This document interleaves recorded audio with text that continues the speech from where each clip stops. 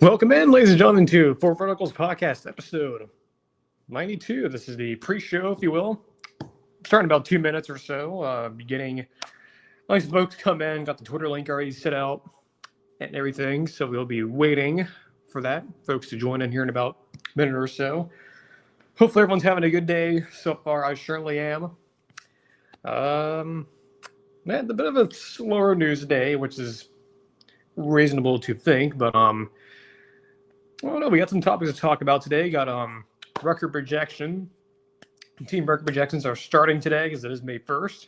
Of that first day of meteorological summer, I believe. That's true, I believe. If it's not this month, it's next month. I believe it's actually June, but whatever. We're gonna wait a minute or so, let folks to come in for a few seconds. Got a big show for you guys today, even though it's a bit of a slower news day, but it's even though we do show 2 days a week, we still manage to get topics in.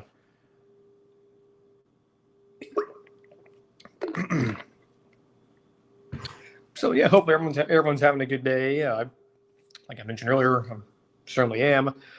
I'm excited to get this show on the road here, and we are about to. So we are going to start the recording, if you will, for the audio-only version, not the YouTube version, and we'll start that here in 3, 2, 1.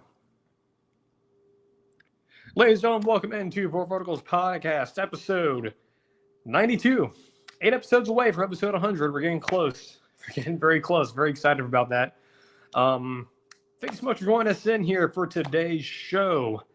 Florida State record projection. That's the team that we are choosing. The record projection segment is back. Unlike last year when we started it very quickly in late June, we were doing it that we wanted to do it, which starting in May and sort of peppering it in for every single show. So Florida State, we're starting with them first. No real reason why, but just chose them first. Yes, I do have some thoughts on the Belichick situation. We've been sort of avoiding on this show, but in light of things that have been occurring over the past a couple of days or so, figured just unbutton it, talk about it. I'll give you guys my thoughts on it. DJ Lagway, health. He's throwing again, apparently, after Florida concluded their spring stuff.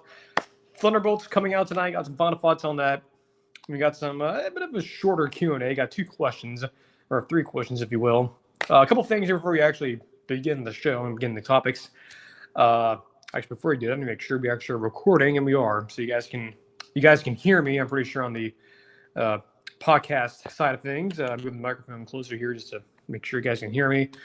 But a couple things here to keep in mind as we do the show. Number 1, subscribe.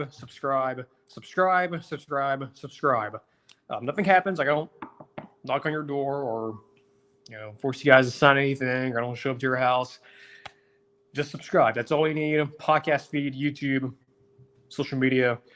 That's all we ask, and that's hopefully we will receive that. We're growing. Of course, our Twitter account just got verified the other day. So just make sure you do that. And you don't have to, turn on notifications. I don't do that personally for myself, but just to make sure, and the typical stuff, subscribe and like the streams and everything, and follow us on social media. So all that stuff out of the way here. Let's actually dive in here. So I think we got a shorter show today, hopefully. Well, not hopefully, but maybe. But I think it might be a good show. This might be one of our best shows we've done in a long time. So just putting it out there, Okay, so Florida State record projection segments are back. It's May 1st. Well, does that mean that we're about a couple of months away from college football coming back? Well, the games are turning, but it also means that we got magazine season, Field Steel and all those folks. Magazines are coming back, but it also means record projections. Yes, so for this show, going forward on like last year, we'll be starting those right around the first week of May. So it just worked out that today's May 1st on a Thursday. So first team up today is Florida State. First team on our record projection 2025 segment for this year. So how this works, we do some research, look at the schedule pulled up on Wikipedia. We're not going to pick every single individual game because that's hard to do, especially this far out, with not having to go through fall camp and, injuries and maybe some changes that could happen. May or may not happen. But we sort of do the best case scenario, worst case scenario, and there's reasonable scenario. So there's 3 categories there. The most reasonable one is the one that I'm probably going to go a year more towards versus the others. But we've had situations like last year where we did, when we did these segments, we were doing like 4 of them a show, a whole lot of them.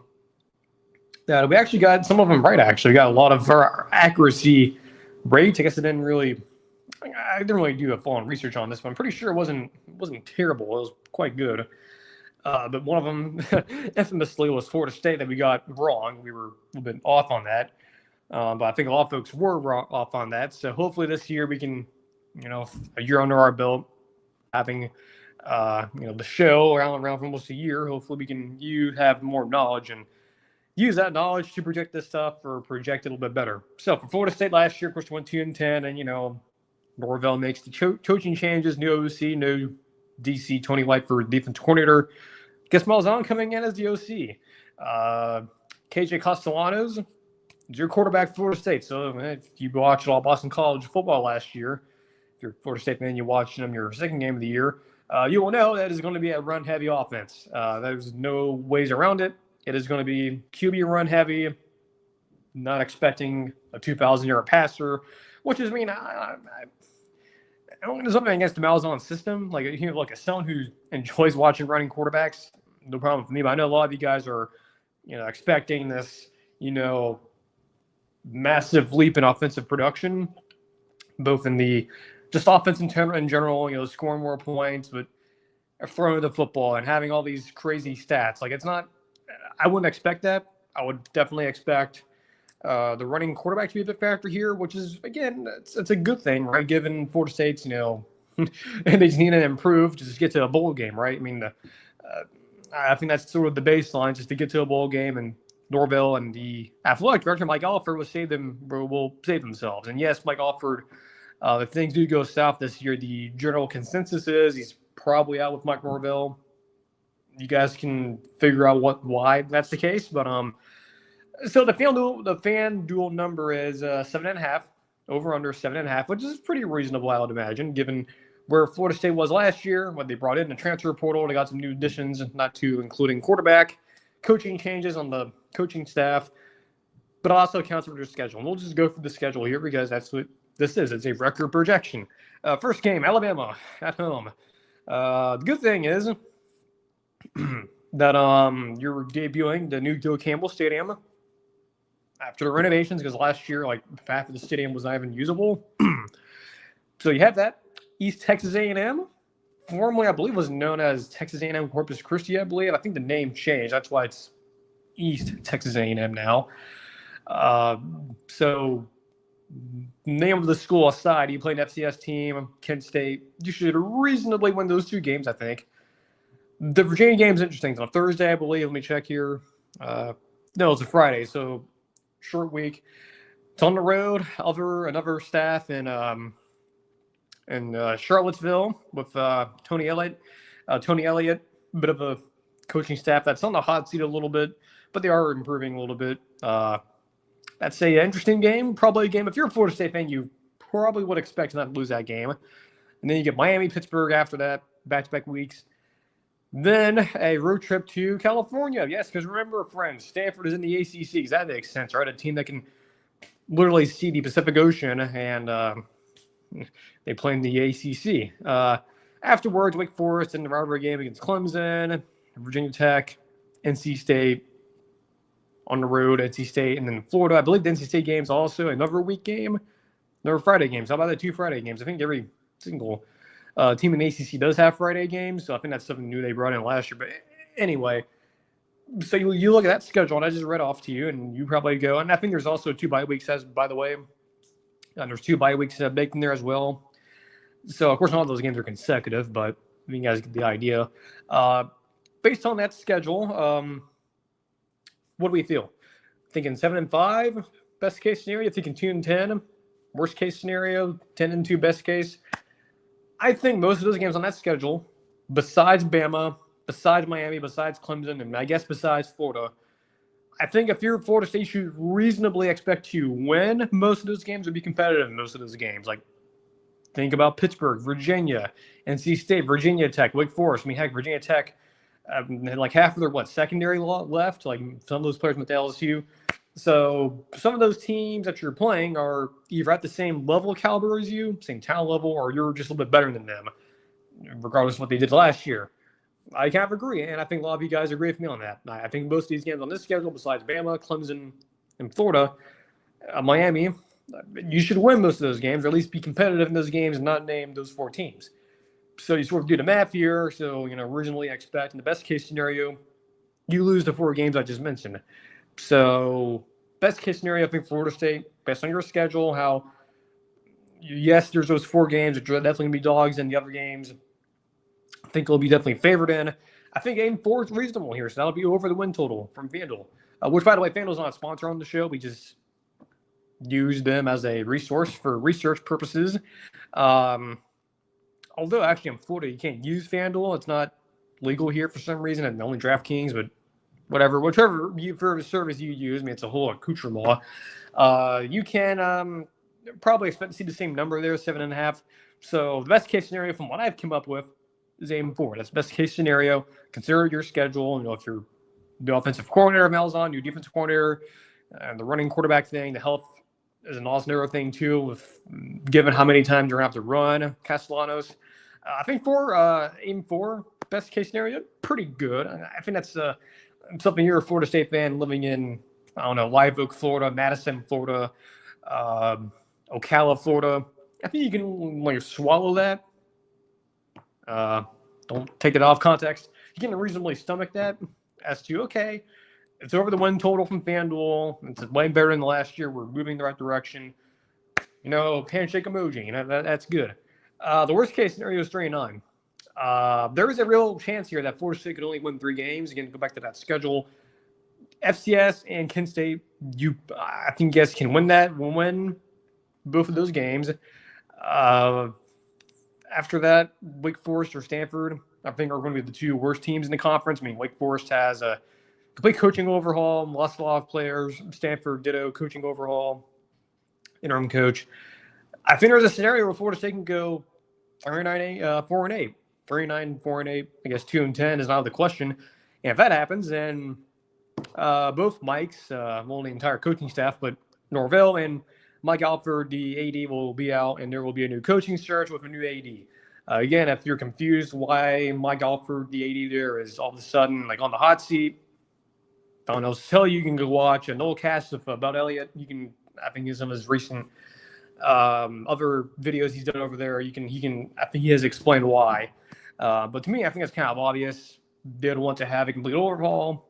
Given I believe Mike Alford did hire Norvell, I think there's probably they go 3-9, which I have no thrill in saying this, but they do. The reasoning why, I guess I may as well just explain it.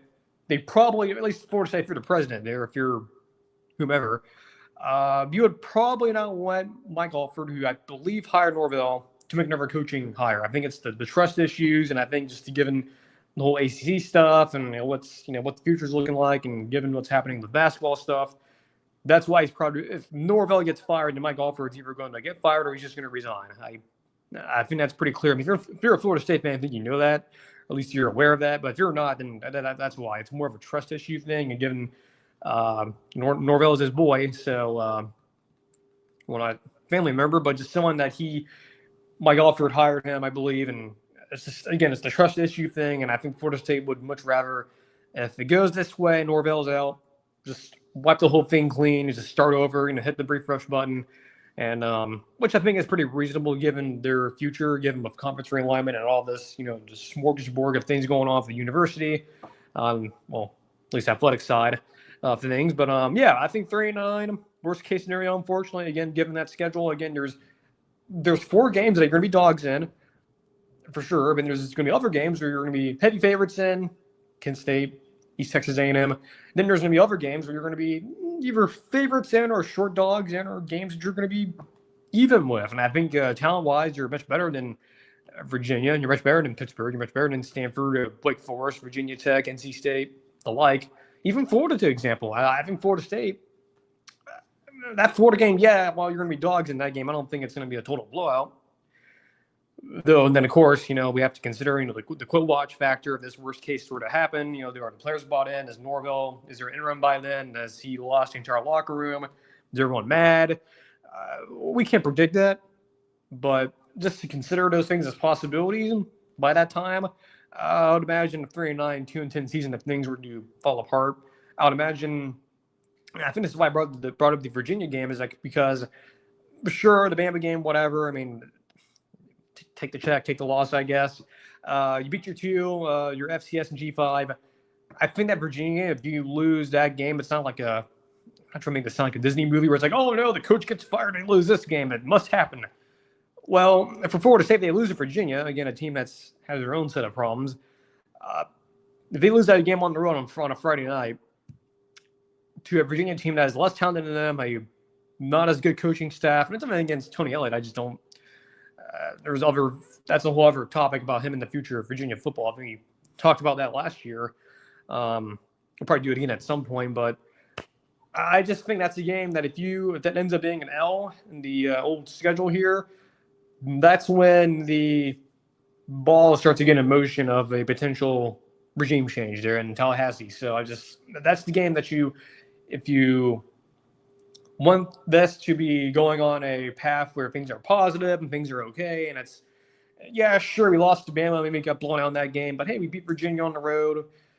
I'm sure we're going to lose to Miami, but at least we know we can beat the horrible teams on our schedule, or at least the teams we're comparable to.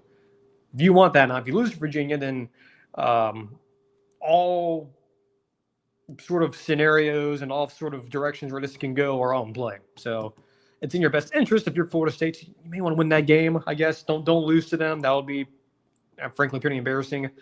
So, yeah, 3-9. Hopefully it doesn't happen. Most reasonable scenario, sort of combining those two, the fact that, yes, you're going to be dogs in about 4 games. On the 5th game here, because the most reasonable is exactly the same as FanDuel, is 7-5.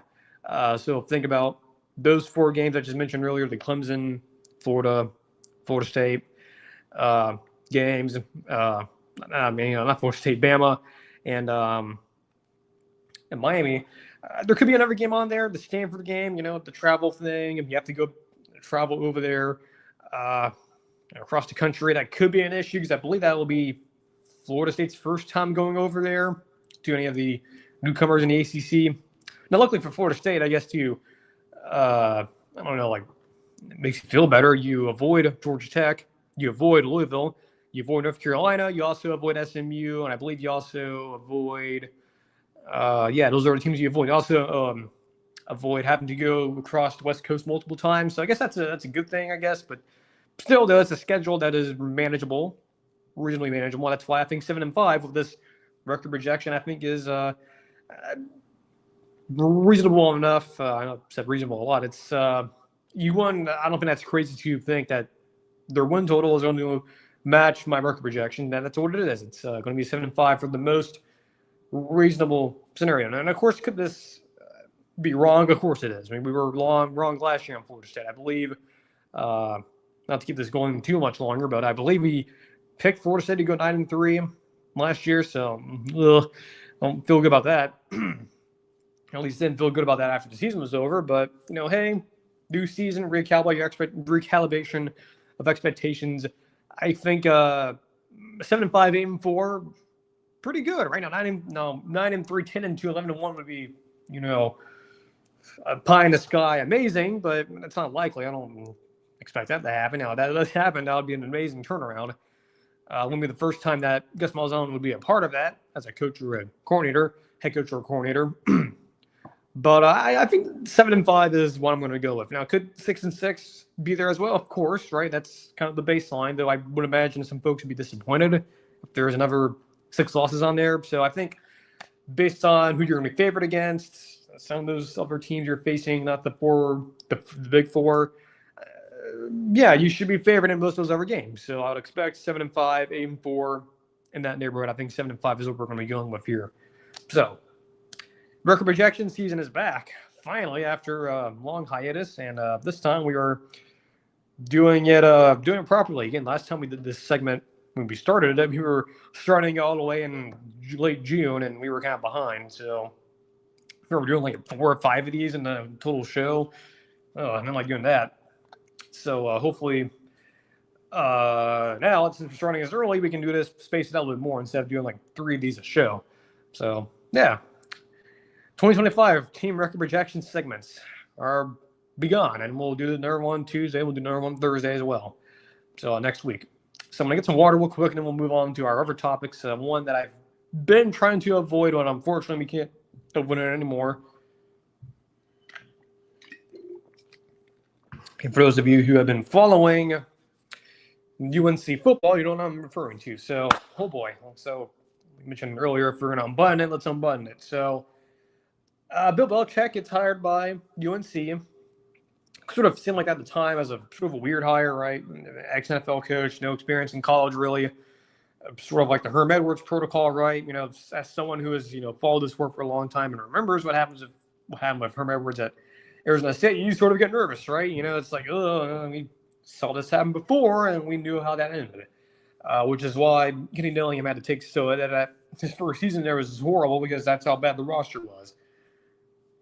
So Belichick comes in, does some good stuff in the portal, top 10 class in the portal, and I'll grant you none of those guys are like, amazing players or anything, but they're good enough, good depth pieces.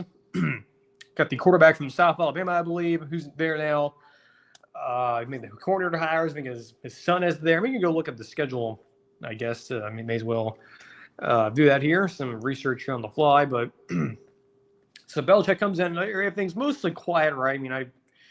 I think besides him being hired, I think, for the most point, it's been relatively quiet. And you can see the coaching staff now have the page pulled up. It's his son, Freddie Kitchens, back in college football. So, of course, their schedule will eventually do a formal UNC record projection, but it's an interesting schedule to say the least. Which also includes a trip to Berkeley, California. So how about that? But so everything with the coaching, hiring stuff, yes, it was a bit of a confusing because you had one camp who didn't want Belichick, you had the other camp, the power people there, the big influencers and boosters wanted him. The boosters only won. Some folks wanted, John Summerall or maybe another individual who has actual college football experience, contrary to what the higher-ups wanted. But anyway, the coaching hire happens. It took a little bit longer than people wanted. It happens. Everything's kind of quiet for a while. Yes, the 24-year-old girlfriend. It was sort of a meme to begin with, and that's why I didn't prefer to talk about it on the show, because it was more like a meme, right? It's like, okay, yeah, it's funny, whatever. It wasn't an issue until recently, and this is something that's been sort of, again, percolating behind the scenes. Some of the first, what you call it, the first red flag was during the spring game when Belichick's girlfriend's on the field, and then she's like acting like she's part of the coaching staff, and folks are like, okay, that's odd, but okay, maybe she's just there interacting with the players, whatever. So, look, again, it's another sort of memeable moment, but no one's really taking an issue of that, right? That's no big deal. But then I think after that, the emails start coming out, and I'm not really sure about the whole context of that, but I believe it just the bottom line is there's more weird stuff, these emails that got leaked. And again, it's like, okay, it's a memeable moment. Sure, it's a little bit strange, but surely it's not that bad, right? Surely it's not. That's just it, right? Well, then CBS Morning News, or the Sunday version, did an interview with Belichick. His girlfriend was there. Bill's sitting there, and the whole interview looks like it literally looks like a hostage situation. Like Bill's looking like he's miserable. The interview apparently was horrible. His girlfriend was interrupting. In fact, they had to stop recording it because she was being, I guess in layman's terms, a bitch about it. Interrupting a lot. They even included some of the footage in the actual interview, and then you have all these articles coming out, and you have this New York Post article just coming out, and have all this distraction and a whole smorgasbord of now controversy and stuff. So we don't talk about drama on this show a whole lot when it comes to college football. Now for DC and Marvel, we'll address it, but it's not like a major thing on the show. Usually we try not to go that route. So I think the question most people are asking, because the facts are out there, right? She's a distraction. Apparently, she was being a quote-unquote bitch during the CBS Morning interview on Sunday. That, of course, got leaked before it came out, and then it got released publicly. Now you have this like New York Post article about some financial stuff, and Belichick and her both sent on emails, and now it's getting really strange. Like from a PR perspective, someone who's has a degree in it, a little bit odd way of doing things. But I guess most of you are probably wondering if you're a North Carolina fan, if you're a Boise State fan, if you're a Texas State fan, if you're a Utah State fan or a Sacramento State fan, what does this mean for UNC? What does this mean for North Carolina football? Because they play TCU on Monday night, a time slot that Bill Belichick should be familiar with because he, coaching NFL for a long time and a number of Monday night games. What does this mean for UNC football? I've seen this being thrown out too about the comparison to I forget the coach's name. I'm forgetting the coach's name. It's the guy from Washington State who came over from Washington State, went to Bama. Oh yeah, Mike Price. People are comparing this to the Mike Price situation. If you don't remember, I was a youth or a child when this happened, so I don't remember all this. I was told this many years ago, but Mike Price, if you don't remember, for those of you who are like me, who are a bit too young, but I've done, of course, as a college football nerd, I know this. Mike Price was the head coach at Alabama for a month. He gets fired. He was apparently using a university credit card to do some extracurricular activities that were not school approved, and he gets fired. He's only there for the spring. Came over from Washington State. That's why they ultimately hired.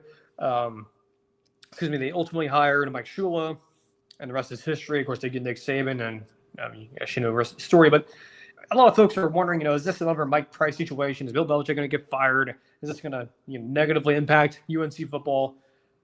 The easy answer to that question is I don't know.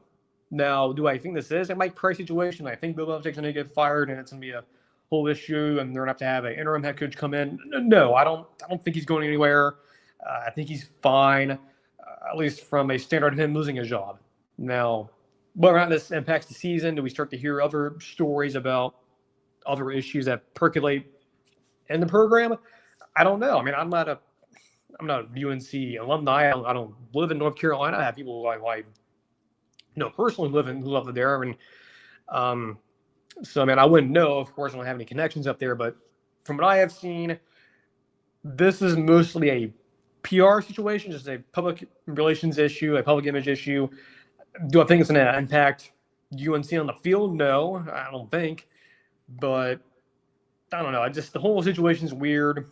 It's typical, it's sort of like the stuff that you see on like these reality TV shows, a lot of these celebrities where it's like, oh man, there's a whole bunch of drama and stuff like that, and some of it's kind of sensationalized. I kind of feel like that with this. Yes, was the CBS Sunday morning interview, was that strange? Was Belichick's girlfriend being a bitch during it? Yes, she was. That's pretty clear.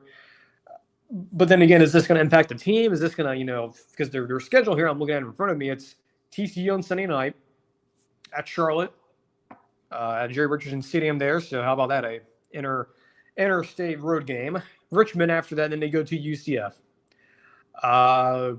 They could easily start 4-0. They could easily start 2-2. If they do start 2-2, then of course this will at least the drama that's going on and the struggles on the field, if that were to happen, would probably start to mix, and you'll probably start getting a whole bunch of articles and stuff and a lot of negativity. If I were a UNC fan, I'm hoping that doesn't happen. I hope this blows away, and we hope we get to the season and everything's okay, and this sort of fades away and it becomes a meme. Look, again, I'm not going to be honest with you. I don't know. I mean, I don't know. It's just something we don't usually see in college football. I know a lot of folks will use the Mike Price comparison and also use like the Deion stuff at Colorado, which is not even the same thing. I guess the same thing in terms of, the distractions and stuff. But comparing this to Mike Price, again, Mike Price, he got caught doing something that was going against his contract. It's a little bit different, right? That he got actually fired and he never coached a game there. He only coached in the spring. I'm not expecting that here. I'm not expecting Belichick to be placed on like administrative leave or suspended or anything. Whatever happens up there eternally, whatever the officials have to talk with him about his girlfriend and how this is becoming an issue in terms of a PR issue, which I do agree with. It is a PR issue. or a public relations issue. It is.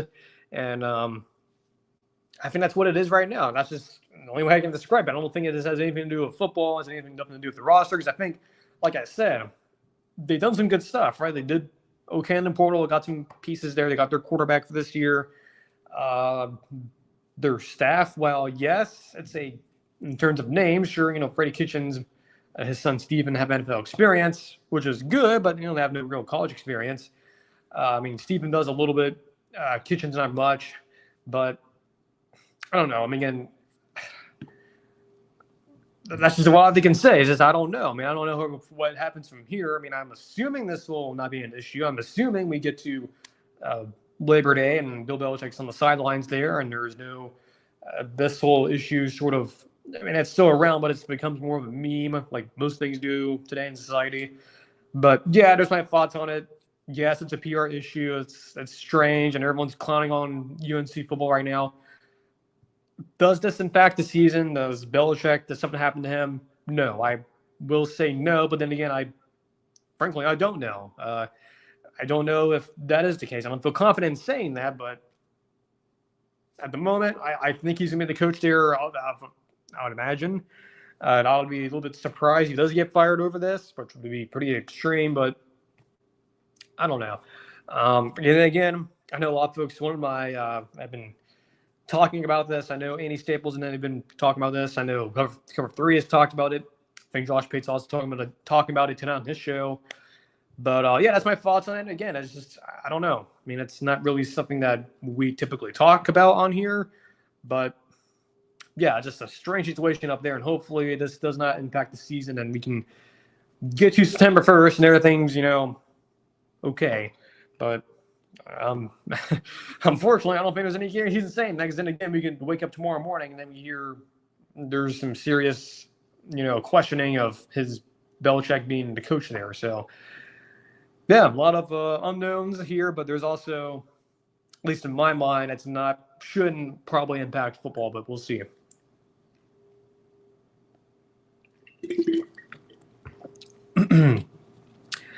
I got two more topics here. We'll move in the Q&A. Actually, before we go into the next one, again, just a reminder, make sure you're subscribed to the channel and to the podcast feed, and follow us on Twitter as well, because we're still trying to grow our reach here. I think we're doing a pretty good job, I think. Make sure you do those things, and we'll be okay. So DJ Lagway, a lot of topic, or he's been a hot topic around the state of Florida, right? DJ Lagway, is he ready for the season? Is he gonna be healthy? Is the surgery a factor here? Because he is I think at the moment for most people, not the best returning starter, but the best quarterback in the country. I think in terms of how much value he has to that team. Because not to mention Florida's schedule, but the talent level there is not the best. He's a 5-star recruit. Showed a lot of promise last year when he was healthy. I think a lot of folks who are not in the power rating world who don't understand it were confused when you had people like Josh P putting Florida on the top 25 or his listing of 25 teams, and everyone's saying, "Oh, Florida's not a top 25 team." But much like him, I agree. In the power rating world, if you were to put DJ fully healthy at quarterback, Florida would be favored over a lot of other teams below them. That's just the way power ratings work. I don't know what else to say. Unless you just don't care about them, then whatever. So there's a lot of conversation about his health. He didn't do much in the spring. He was limited, and folks were getting a bit nervous about, is he going to be ready for week 1 against who they play? I think Rhode Island, I believe, or something like that, or an FCS team from New York, I believe. But anyway, would he be ready for Long Island? That's what they're playing, Long Island. Would he be ready for that game? Well, it comes out DJ is starting to recover a little bit. I guess in quote-unquote rehab, with his injury. He's throwing now because we don't know specifically, what type of throwing he's doing. But it's good to hear, right? It's good to hear that your star quarterback is being healthy now. And hopefully that remains the case. And you go into the season. And yes, like I mentioned earlier, Florida's schedule is once again insanely tough, especially on the SEC side. I think I'm for a Florida fan, if you're just looking for hope. And of course, we'll eventually do a record projection and full preview for Florida and Billy Napier. But if you're Billy Napier, if you're a Florida fan, if you live in Orlando, Tampa, Cocoa Beach, Daytona Beach, Jacksonville, where I am right now, I think that's what you're worrying, right? The only thing that you're worried about is his health, because he's literally your team, or he's literally your offense, and he's literally the player that you're hoping can help you navigate through yet another tough schedule. And hopefully 2026 won't be as tough, but we'll see. But the fact that he's thrown again, that's a good sign. Hopefully when we get towards fall camp in a few months, he'll be ready to go. We'll say this, but not a major spoiler for my record projection whenever we get to it, but I would imagine, given DJ's health and me believing he'll be healthy, who's to say Florida could be a potential playoff team?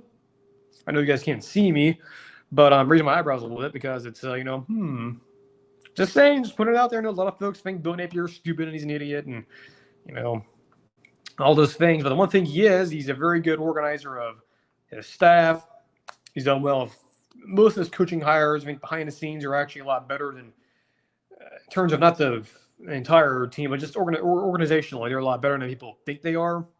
That's something that Josh Pate has echoed as well, that, well, yes, things were a bit of a disaster beginning of last year, and it cooled off a little bit because they started to win with DJ at quarterback, that a lot of folks in Florida announced that when it was announced that Bill Napier is coming back, people were like, man, why is he still keeping him? Well, it's because it's DJ Lagway. That's the future. And not to mention the organizational stuff where it's, yes, it was bad at times during the season last season. Behind the scenes wise, in terms of like your nutrition, strength and conditioning, recruiting, PR, all that type of stuff, it's quite good. So that's why I believe the folks over in Gainesville UF were like, well, we could fire him. We could, also probably fire Scott Strickland too. But at the same time, it's not all that bad. All right, the team's winning now. You're getting momentum. They're finishing the season strong. Not to mention organizationally, everything's quite good over there. I think it was the right call. And I even said this in our individual video back in November that based on all those things, I don't see a problem why they would be keeping him. That's totally fine. No, I understand why you'd be mad about that. And I understand a lot of folks were mad. But I don't know. I just I think Florida this year, again, most of this again depends on DJ's health. As long as he's healthy, this could be a pretty good team, given even though their schedule is insanely tough and it's the toughest in America. So it was second straight year. So DJ Lagway, he's getting healthy, and we don't exactly know why he's injured or what injury he's dealing with because of HIPAA stuff and legal stuff, but he's healthy now, and he's hopefully should be ready for fall camp. We got some more water here, and we'll dive into Thunderbolts final thoughts, and we'll move into Q&A. Again, hopefully everyone's having a good day. Of course, our show was high top from Jacksonville, Florida. It's been pretty warm. It'll be warm again this weekend, and we'll finally hopefully get some rain. It's been pretty dry here. It's been pretty dry. Whenever I go for my run, which I do most mornings, I go by the lake here in our apartment complex, and it's the water level is going down, and it's kind of depressing to watch. So hopefully we do get some beneficial rain this weekend. So hopefully that happens. But pretty warm out here. I think it's been around the 80s. I think today, be close to 90 on tomorrow on Saturday. And by the way, Sunday I believe is Star Wars Day. So how about that? So maybe you guys will be celebrating that. I think I will. Of course, Cinco de Mayo is on Monday as well. So busy week, and of course, a lot of folks graduating as well because the semester is ending for a lot of folks. So I hope everyone's having a good day. So Thunderbolts, I will be probably seeing this tomorrow. Final thoughts on this, of course. A lot of things have been leaked out from this. I believe the Wikipedia page has the plot on there. Actually, let me check. I haven't checked it today. I'm assuming it probably does. Let me see here. Thunderbolts Wiki. Is the plot on there? Yes, it is on there. So how about that? So that's it's on there. So since the movie's been released internationally in some places today, because it's technically the U.S. premiere for most people today, the whole plot's out there. Folks are seeing it now. The post-credit scene's been leaked for a long time now. The footage is out there. So if you've been on Twitter like me and you've already seen it, you know what I'm referring to. We've already talked about it. Final thoughts on this. I'm excited. I think everything I'm hearing is mostly pretty good. From a technical standpoint, cinematography is pretty good. Acting's really, really good. The tone of the film's good. The action scenes are good. That first century is pretty good. A lot of the characters are great. Though we'll say the mental health aspect of it, which is not much of a spoiler, because it's kind of in the trailers, that there is a mental health sort of, I guess, cloud to this, if you were a layer. Don't know how that's going to really play with the general audience. I mentioned this on Monday with some of the concerns we're having, which is a concern, and I still feel that way. And I wonder if, despite the Rotten Tomatoes score, and yes, it is tracking a lot better now because of that and the word of mouth, will the mental health aspect of this, is it going to play well with general audiences? I don't know. But all I'm hoping for with this film, some of the recent stuff with Marvel, like Captain America, Brave New World, some of their shows like What If, to a certain extent, Daredevil, to a certain extent, not been that great. I'm hoping for is just a good movie. Yes, the post-credit scenes, I think everyone who follows us close like I do and some others, we know what they are. Yes, it's exciting for the future. Besides all that, take away the things that we know about this film. Is it going to hit well? Is it going to be one of those films where we walk out of it going, that's a really good movie. I want to see that again. I don't know. Is there going to be a sense of rewatchability? Will people go back and, as Josh over at Den of Herds says, will they go back and ride the ride again? Will they, go back, purchase their ticket and, take 2 hours out of their day to watch it again? I don't know. We'll see. Of course, the opening box office numbers will come out, and we'll, of course, get the fans score from, the Rotten Tomatoes and Cinema score. I believe the Rotten Tomatoes score on Thunderbolts is still in the 90s. Let me double check. See your Thunderbolts Rotten Tomatoes score. I believe it's still either the low 90s or high 80s. Yeah, it's still 90, and it's got 165 reviews. So that's quite good.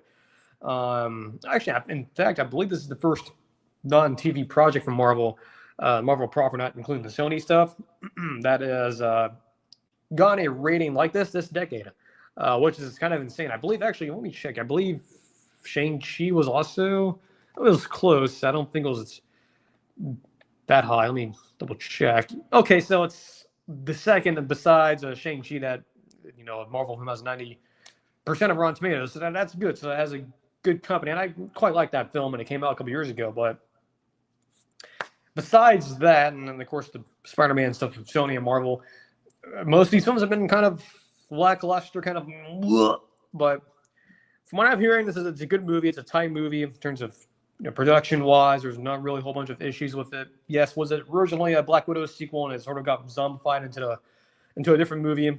Yes, that's true. Yes, is it dealing with B-list characters, mostly characters who have appeared in only TV shows or other movies? Yes, that is true. But again, from what I'm hearing, it's a good movie. A lot of people are liking it, at least from the critics-wise and some of the fans who saw it a couple weeks ago. That gives me hope. Of course, hope is not a plan, and it's not something that we can rely on. It's not a guarantee. But from what I'm hearing, from what I am assuming, that this should be a pretty good film, and I'm pretty excited to go watch it, but along with the rest of you guys this weekend. Of course, next week we'll try to see if we can fit in our reaction to it, and of course, we can hopefully by then we can start talking about the post-credits a little bit more, because I've already talked about it, but I'm sure most of you haven't, probably not even aware what it's going to be. And if you haven't, stick around for it. It's the last one, not the one in between the ending of the movie and once the actual once the projector stops projecting. It's the very final scene. It's around like 2 minutes or so, but it's quite good, and I think we'll get you guys excited for a upcoming film this summer. And that's without revealing a little bit too much. I mean, I've actually revealed a little more too much, but whatever. Yeah, very excited, and that's kind of my final thoughts on that. I'll go see it with most of you tomorrow, I think, and we'll see. And I believe Den of Nerds, Josh, he's also seeing it later, and I'll watch his video and I'll see what he thinks, because I think me and him are kind of very similar in terms of our the way we sort of view Marvel and our expectations and our aspirations for the brand. And again, I'm not one of those people who are rooting against it. Same with Star Wars. I'm rooting for it. I want it to succeed. It's not doing so well right now, but there's a chance this could be a big hit. Now, of course, it's not going to make $1 billion or anything. It's not tracking that well, but it's tracking a lot better now. So that's a good sign. But we'll see. And that's our final topic. So we'll get into some Q&A here, and then we'll wrap up the show with some more water.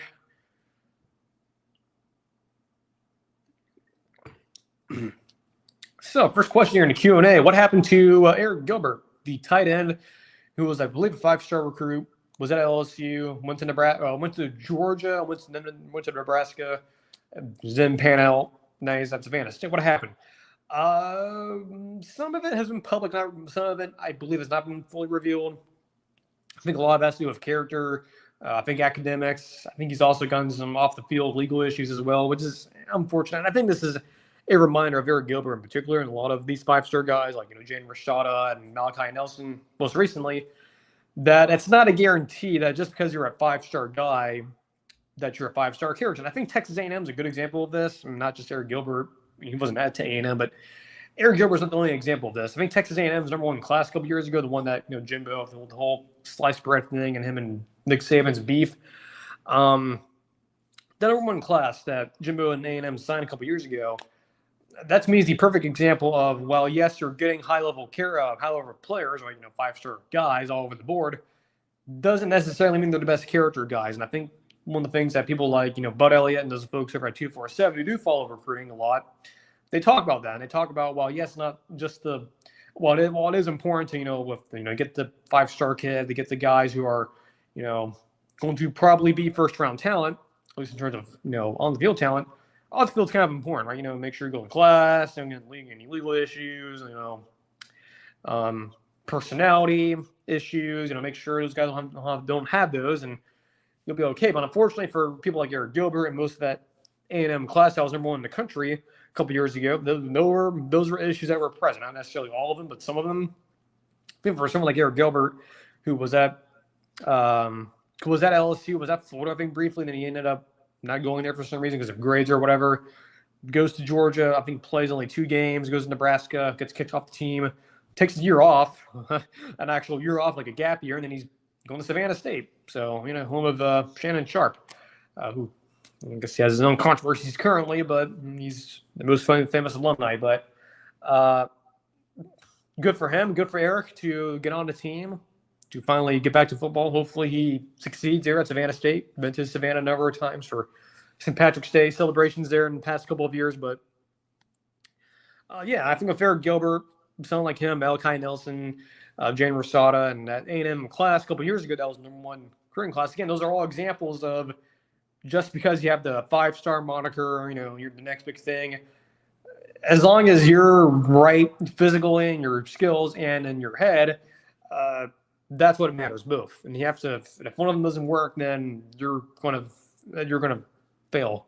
Or not necessarily fail, but you're going to really struggle. I think a lot of players over the years, not just including Gilbert, have unfortunately experienced that, and it sucks. It's not. I don't have much joy in watching these 5-star guys not succeed, but unfortunately that's just the way the world works, and not everyone is mature, coming out of high school, and not everyone has their head screwed on tight.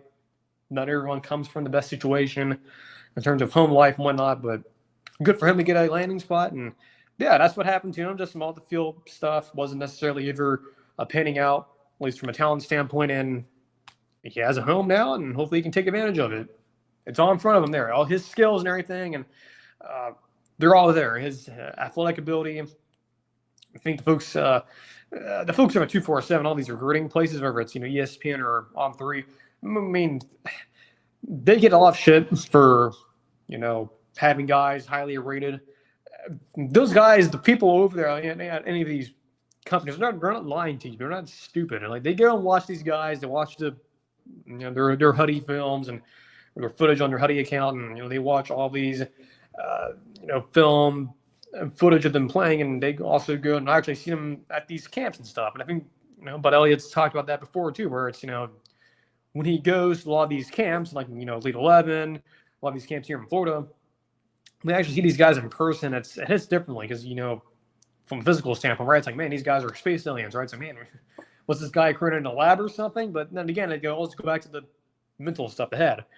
And some of these guys just aren't ready for it. And of course, now you have NIL and the money situation and whether or not a lot of these guys really know what they're doing in terms of making the best decisions. But good for him to get a landing spot. And sometimes it just doesn't pan out. And he's example one. And Rashada and Malachi Nelson are example 2 and 3, and then most of those kids in the A&M recruiting class from a couple years ago are other examples as well.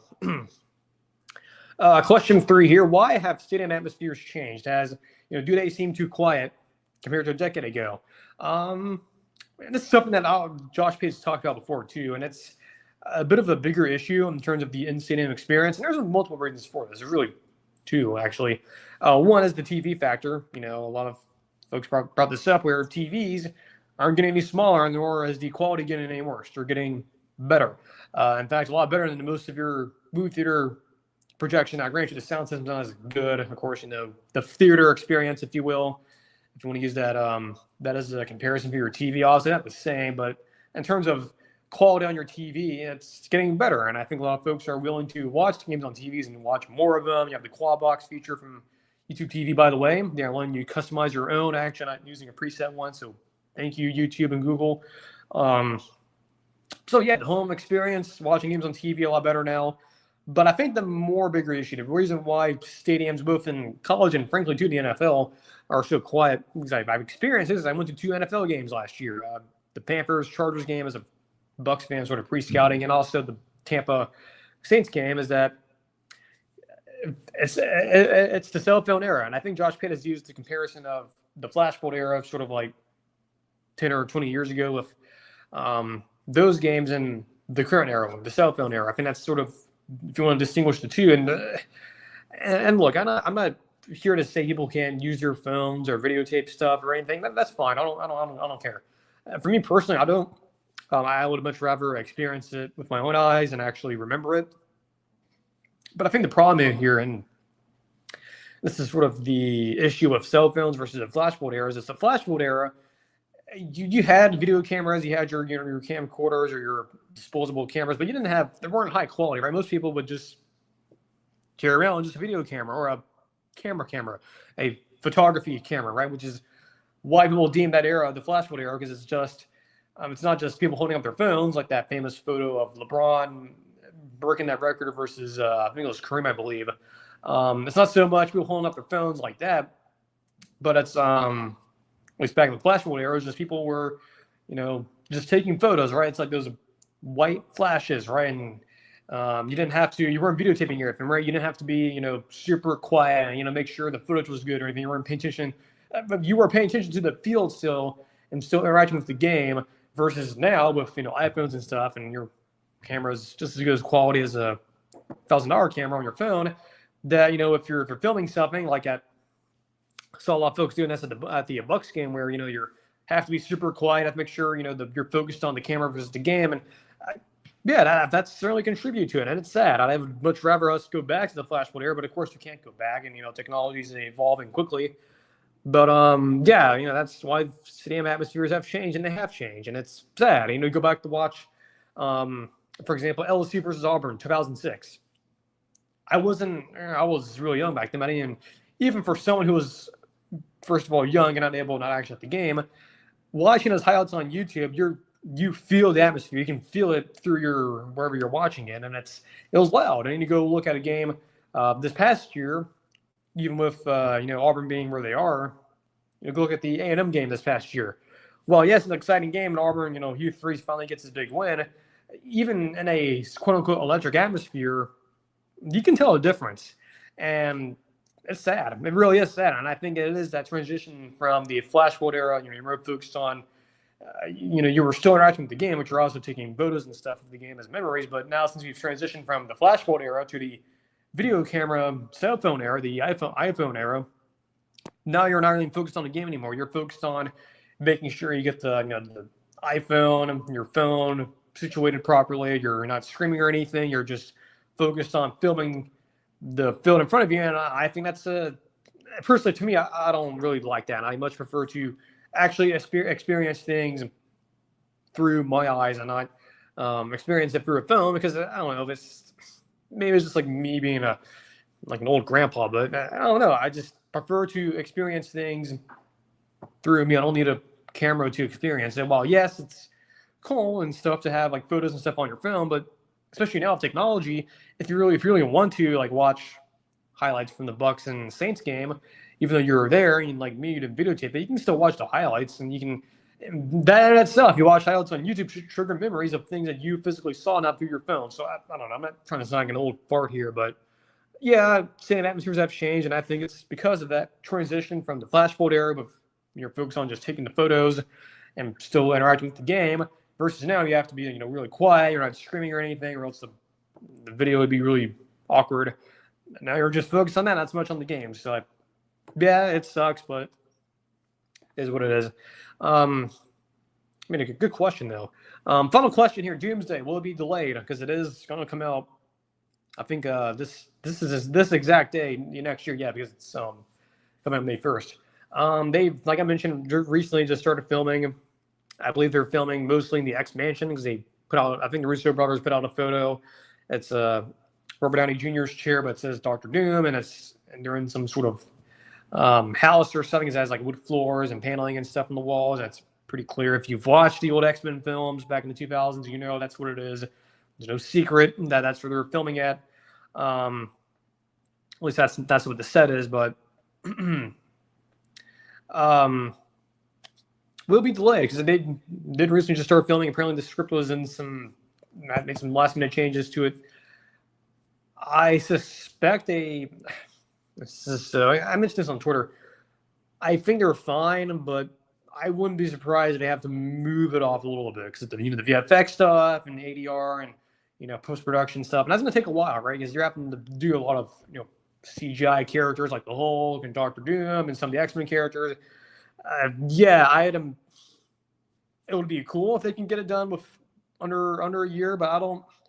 At the moment, I'm not too confident in that. I'm not sure. I mean, the Russo brothers can do it, right? They were the first ones to really do a big team-up film, at least in the scale of Infinity War Endgame. But I don't know, man. The fact that you started a bit late. The rumor was you were supposed to start in March, and then it kept getting delayed because of the script and maybe some actors were just not coming in. But I don't know. I don't think it's going to get delayed, but that's certainly something that's on the table now, because of the fact that they've had to delay starting filming. So I don't know, we'll see. But yeah, excited that's filming, and I'll say this: we are going to get, in addition to the set photos that they've been building, or in some cases of the Fantastic Four they're keeping, I would imagine here within the next week or so we're going to get some leaks. So leaked set photos of like actors and stuff on set, and that'd be pretty cool. And of course, when that happens, we'll cover it. But yeah, that's it for the show. Q&A, bit of a under an hour show. Of course, we'll be back on Tuesday and Thursday. And I will say this with a programming note: